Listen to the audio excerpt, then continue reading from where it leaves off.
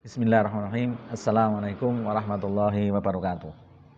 Innal hamdalillah nahmaduhu wa nasta'inuhu wa nastaghfiruh wa na'udzu billahi min shururi anfusina wa min sayyiati a'malina. May yahdihillahu fala mudhillalah wa may yudlil fala hadiyalah.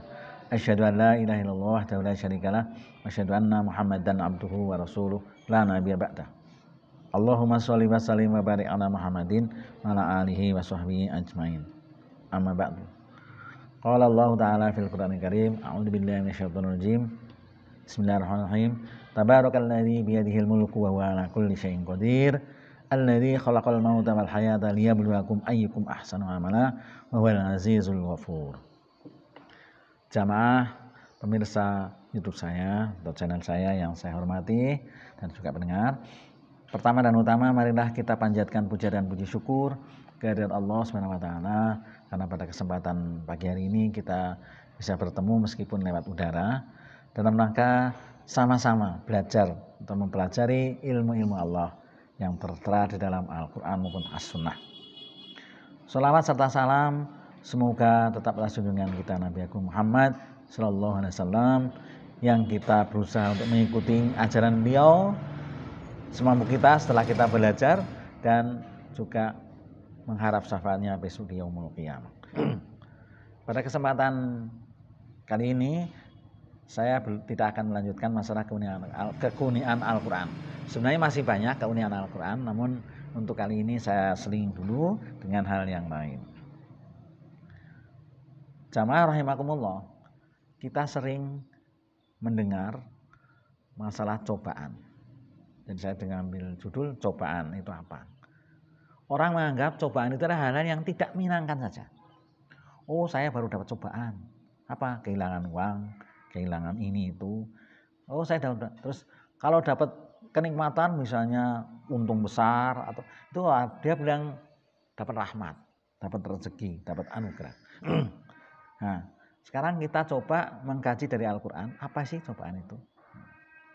Yang pertama saya ambil dari surat Al-Mulk atau surat Tabarok ayat 1 dan 2. A'udzu billahi minasyaitonir rajim. Bismillahirrahmanirrahim. Tabarakalladzi biyadihil mulku wa huwa 'ala kulli syai'in qadir.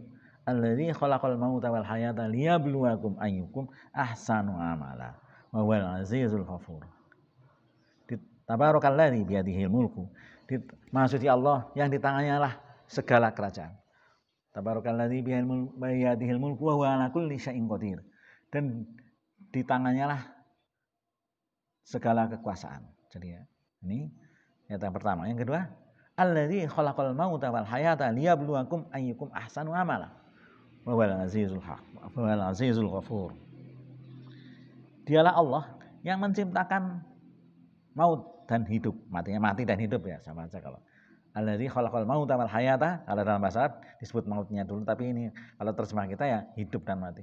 Alladzi khalaqal mauta wal hayata liyabluwakum ayyukum ahsanu amala. Untuk menguji kamu siapa yang baik amalnya. Wa huwal azizul ghafur. Dan dia maha perkasa lagi maha pengampun. Kalau kita melihat ayat ini, berarti selama hidup kita itu adalah cobaan. Selama hidup kita adalah cobaan.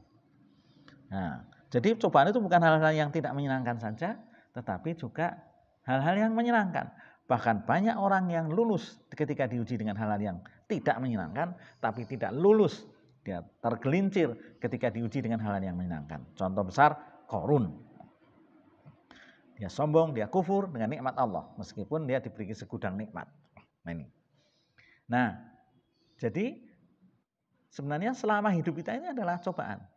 Kalau boleh saya membuat suatu slogan, di dunia adalah cobaan, di surga kenikmatan, atau di neraka siksaan.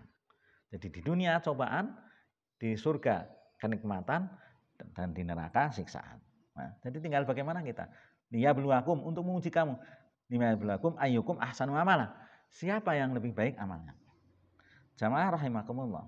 Nah, tapi Allah lebih menunjukkan yang hal yang buruk. Kalau yang baik nggak usah ditunjukkan, orang sudah paham.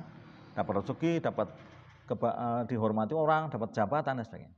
Nah, lebih jelas lagi di dalam surat Al-Anbiya 35 di dalam juz 17 ya. A'udzubillahi minasyaitonir rajim. Bismillahirrahmanirrahim. kullu nafsin dha'iqatul maut. Wa nabluukum bisyarri wal khair wa ilaihi fitnah wa ilaina turja'un. Kullu nafsin dha'iqatul maut wa nabluukum bisyarri wal khair fitnah wa ilaina turja'un. Sesungguhnya tiap jiwa itu mati, mesti mati. Tidak ada orang hidup kekal. Kullu nafsin dha'iqatul maut wa nabluukum bisyarri wal khair fitnah. Dan aku, kata Allah, akan menguji atau kami akan menguji kamu dengan keburukan dan kebaikan. Bisyarri wal khair fitnah. Jadi cobaan manusia itu buruk dan baik yang sebenarnya ujian. Wa ilaina turja'un. Dan kepada kami akan kami kembali. Jadi sudah jelas. Kalau tadi dalam surat Al-Mulk itu hanya secara global, hidup ini cobaan, tapi dipertegas lagi dalam surat Al-Anbiya ayat 35, yaitu cobaan itu ya buruk dan baik. Jadi hal yang baik pun cobaan sebenarnya. Nah, ada sebuah hadis yang mengatakan ajabani amril mukminin fa idza syarra sakara fa idza dharra sabara. Sungguh mengagumkan urusan orang mukmin ketika dia ditimpa kelapangan, fa idza syarra syakara. Dia ditimpa kelapangan, kesenangan, dia bersyukur.